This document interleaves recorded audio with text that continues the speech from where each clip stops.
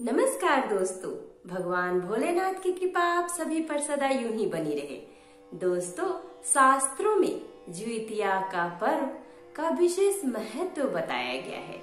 यह व्रत संतान की लंबी उम्र और उनके लिए सुख और समृद्धि की कामना के भाव से किया जाता है। दोस्तों, पंचांग के अनुसार इस व्रत को हर साल अश्विन मास के कृष्ण पक्ष की अष्टमी तिथि को रखा जाता है। इस व्रत को जीतिया या ज्योतिया के नाम से भी जाना जाता है।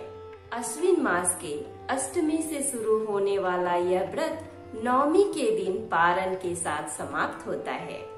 यह व्रत सप्तमी के नहाय खाए से शुरू होता है और अष्टमी के दिन निर्जला उपवास रखा जाता है और नवमी को पारण करके कुछ दान करके इस व्रत का पारण किया जाता है। दोस्तों, ज्योतिष पंचांग के अनुसार यह व्रत इस साल यानी कि 2022 में 18 सितंबर की देर रात से शुरू होकर 19 सितंबर तक चलेगा। दोस्तों, इस साल 17 सितंबर दोपहर 2:13 से अष्टमी तिथि की शुरुआत हो रही है, जो 18 सितंबर शाम 4:31 तक रहेगा।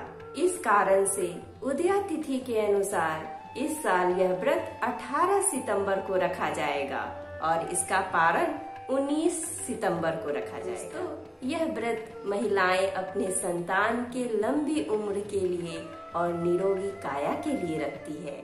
महिलाएं अपने पुत्र के सुख समृद्धि के लिए इस व्रत को करती हैं।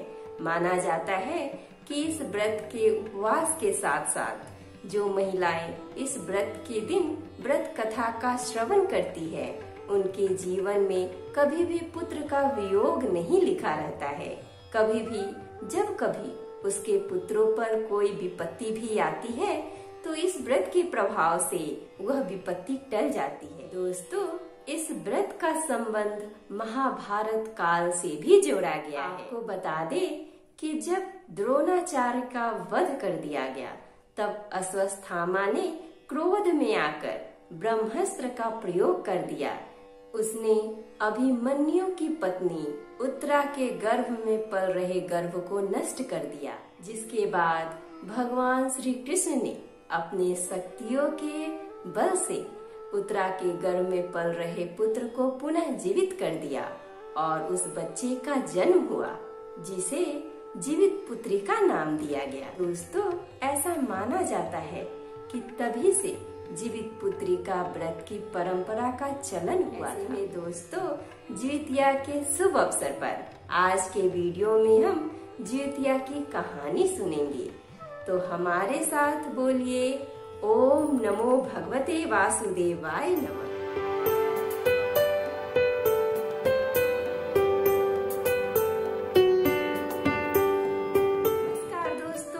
मैं शिल्पी आप सभी का तहे दिल से स्वागत करती हूँ अपने YouTube चैनल कथा कहानी शिल्पी की जुबानी में। दोस्तों, मैं इस चैनल के माध्यम से आप सभी को हर तरह की कथा और कहानी सुनाऊंगी। अगर आपको मेरी तरह कथा और कहानी सुनना पसंद है तो प्लीज हमारे चैनल कथा कहानी शिल्पी की जुबानी को सब्सक्राइब कर लीजिए।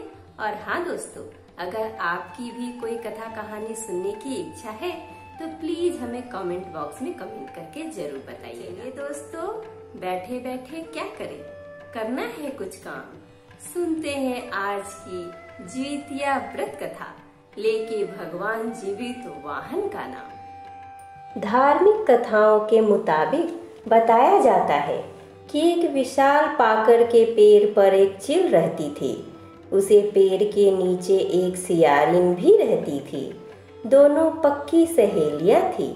दोनों ने कुछ महिलाओं को देखकर जीतिया व्रत करने का संकल्प लिया और भगवान श्री जितवाहन की पूजा और व्रत करने का प्रण ले लिया।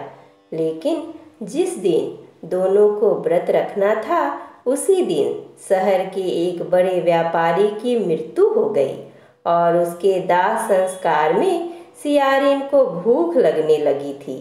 मुर्दा देखकर वह खुद को रोक न सकी और उसका व्रत टूट गया। पर चील ने संयम रखा और नियम व श्रद्धा से अगले दिन व्रत का पारण किया। अगले जन्म में दोनों सहेलियों ने ब्राह्मण परिवार में पुत्री के रूप में जन्म लिया। उनके पिता का नाम भास्कर था। चील बड़ी बहन बनी और सियारन छोटी बहन के रूप में जन्मी। चील का नाम सीलवती रखा गया। सीलवती की शादी बुद्धसेन के साथ हुई, जबकि सियारिन का नाम कपूरावती रखा गया और उसकी शादी उस नगर के राजा मलाय केतु से हुई। भगवान जीतवाहन के आशीर्वाद से सीलवती के 7 बेटे हुए, पर कपूरावती के सभी बच्चे जन्म लेते ही मर जाते थे। कुछ समय बाद सीलवती के 7 पुत्र बड़े हो गए और वे सभी राजा के दरबार में काम करने लगे। कपूरावती के मन में उन्हें देख ईर्ष्या की भावना आ गई। उसने राजा से कहकर सभी बेटों के सर कटा दिए। उन्हें 7 नए बर्तन मंगवाकर उसमें रख दिया और लाल कपड़े से ढककर सीलवती के पास भिजवा दिया। यह देख भगवान जीतवाहन ने मिट्टी से 7 भाइयों के सिर बनाए और सभी के सिरों को उसके धड़ से जोड़कर उन पर अमृत छिड़क दिया। इससे उनमें जान आ गई। 7 युवक जिंदा हो गए और घर लौट आए। जो कटे सिर रानी ने भेजे थे वे फल बन गए। दूसरी ओर रानी कपूरावती बुद्धिसेन के घर से सूचना पाने को व्याकुल थी। जब काफी देर सूचना नहीं आई तो कपूरावती स्वयं बड़ी बहन के घर गई। वहां सबको जिंदा देखकर वह सन्न रह गई। जब उसे होश आया तो बहन को उसने सारी बात बताई। अब उसे अपनी गलती पर पछतावा हो रहा था। भगवान जीतवाहन की कृपा से सीलवती को पूर्व जन्म की बातें याद आ गई। वह कपूरावती को लेकर उसी पाकर के पेड़ के पास गई और उसे सारी बातें बताई। कपूरावती बेहोश हो गई और मर गई। जब राजा को इसकी खबर मिली तो उन्होंने उसी जगह पर जाकर पाकर के पेड़ के नीचे कपूरावती का दाह संस्कार कर दिया। दोस्तों, यह पर्व महाभारत काल से भी जुड़ी हुई है। इसके संबंध में 2 कहानियां प्रचलित हैं जो इस प्रकार से है। महाभारत युद्ध के बाद अपने पिता की मृत्यु के बाद अश्वत्थामा बहुत ही नाराज था और उसके अंदर बदले की आग तीव्र थी, जिस कारण उसने पांडवों के शिविर में घुसकर सोते हुए 5 लोगों को पांडव समझकर मार डाला था। लेकिन वे सभी द्रौपदी की 5 संतानें थीं। उसके इस अपराध के कारण उसे अर्जुन ने बंदी बना लिया और उसकी दिव्य मणि छीन ली, जिसके फलस्वरूप अश्वत्थामा ने उत्तरा की अजन्मी संतान को गर्भ में मारने के लिए ब्रह्मास्त्र का उपयोग किया, जिसे निष्फल करना नामुमकिन था। उत्तरा की संतान का जन्म लेना आवश्यक था, जिस कारण भगवान श्री कृष्ण ने अपने सभी पुण्यों का फल उत्तरा की अजन्मी संतान को देकर उसको गर्भ में ही पुनः जीवित किया। गर्भ में मरकर जीवित होने के कारण उसका नाम जीवित पुत्रिका पड़ा और आगे जाकर यही राजा परीक्षित बना। तब से ही इस व्रत को किया जाता है। दूसरी कथा कुछ ऐसी है कि गंधर्व राजकुमार जीमूतवाहन को पिता द्वारा राजगद्दी पर बैठाकर वन की ओर चले गए। राजकुमार का मन राजकाज में न लगा तो वे राजपाट भाइयों के हवाले कर पिता की सेवा में वन चले गए।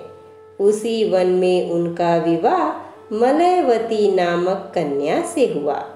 एक दिन वन में घूमते हुए राजकुमार काफी आगे निकल गए, जहां उन्होंने बूढ़ी औरत का रोना सुनाई दिया। उस औरत से पूछने पर उसने बताया कि वह नाग वंश की स्त्री है। उसका एक ही पुत्र है, शंखचूड़। नागराज ने गरुड़ के समक्ष प्रतिज्ञा की है कि प्रत्येक दिन एक नाग सौंपा जाएगा और आज उसके पुत्र की बारी है। इस बात को सुन जीमूतवाहन ने उस स्त्री को कहा कि वह चिंता मुक्त रहे, उसके पुत्र की जगह वह जाएगा। इतना कह वह लाल कपड़ा शंखचूड़ से लेकर गरुड़ की चुनी हुई जगह पर लेट गए। गरुड़ अपने नियम समय पर आकर अपने भोजन को पंजे में दबाकर चोटी पर बैठ गए और अपने चंगुल में आए प्राणी की आह व आंसू न देख गरुड़ ने उससे उसका परिचय पूछा तो राजकुमार ने सारी बात बता दी। गरुड़ राजकुमार की बहादुरी से प्रसन्न होकर उसे जीवन दान दिया और नाग जाति की बलि न लेने का वचन दिया। जीमूतवाहन की बहादुरी से संपूर्ण नाग जाति की रक्षा हुई। तभी से जीमूतवाहन की पूजा का विधान शुरू हुई। इस प्रकार से जीतिया से संबंधित दोनों कथाएं समाप्त हुई। दोस्तों, ऐसी मान्यता है कि जो महिलाएं जीतिया व्रत को रखती हैं, उनके बच्चे के जीवन में सुख शांति बनी रहती है और उन्हें संतान वियोग नहीं सहना पड़ता। इस दिन महिलाएं पितरों का पूजन कर उनकी लंबी आयु की कामना करती है। इस व्रत में माता जीवित पुत्रिका और राजा जीमूतवाहन दोनों पूजा एवं पुत्रों की लंबी आयु के लिए प्रार्थना की जाती है।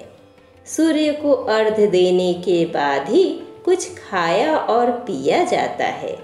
इस व्रत में तीसरे दिन भात, मरुआ की रोटी और नोनी का साग खाए जाने की परंपरा है। जीतिया व्रत की कथा के अनुसार यह माना जाता है कि इस व्रत का महत्व महाभारत काल से जुड़ा हुआ है, जब भगवान श्री कृष्ण ने उत्तरा के गर्भ में पल रहे पांडव पुत्र की रक्षा के लिए अपने सभी पुण्य कर्मों से उन्हें पुनर्जीवित किया था। तब से ही स्त्रियां अश्विन मास के कृष्ण पक्ष की अष्टमी तिथि को निर्जला व्रत रखती हैं। कहते हैं कि इस व्रत के प्रभाव से भगवान श्री कृष्ण व्रती स्त्रियों की संतानों की रक्षा करते हैं। इस तरह दोस्तों, अपने पुत्र की लंबी आयु और निरोगी काया उसके जीवन में आ रही सभी परेशानियों को दूर करने के लिए महिलाओं को जीतिया व्रत अवश्य करना चाहिए।